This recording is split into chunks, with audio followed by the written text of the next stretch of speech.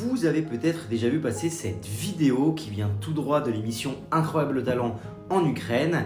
Et même si ça a l'air de faire rire tout le monde dans le public et dans le jury, vous allez comprendre pourquoi. Évidemment, c'est une très mauvaise idée. Premièrement, évidemment, l'enfant est à risque de chute et du coup de traumatisme, qu'il soit crânien, de traumatisme de n'importe quel membre et de véritables blessures. Ensuite, il est évident qu'il y a un risque de bébé secoué, même si le bébé secoué, c'est le plus souvent des enfants qui sont pris sous les aisselles et qui sont secoués d'arrière en avant, mais ils ne sont pas censés à cet âge-là être secoués dans tous les sens comme ça. La pathologie dont je voulais parler et que je voulais illustrer avec cette vidéo est la pronation douloureuse. Qu'est-ce que c'est ? La pronation douloureuse, ça consiste en une subluxation de la tête du radius, l'os de l'avant-bras, chez votre enfant. En gros, lors d'une manœuvre justement de tirer un enfant vers le haut par les avant-bras, par les mains, par exemple lorsqu'il va tomber et qu'on le rattrape par la main, ou si il est par terre et qu'on veut le relever,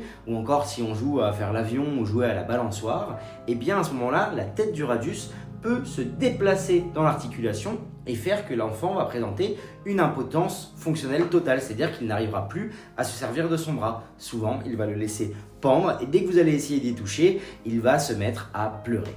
Bien que la pathologie soit impressionnante, elle est heureusement bénigne et le traitement est assez simple. Regardez ce médecin, il va réaliser une supination et une flexion du bras de l'enfant.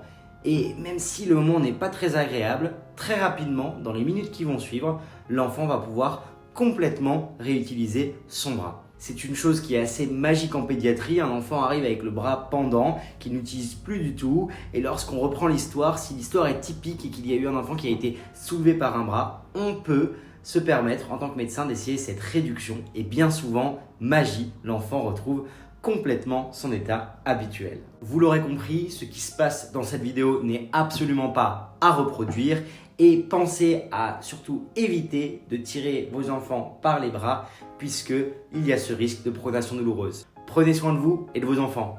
Ciao!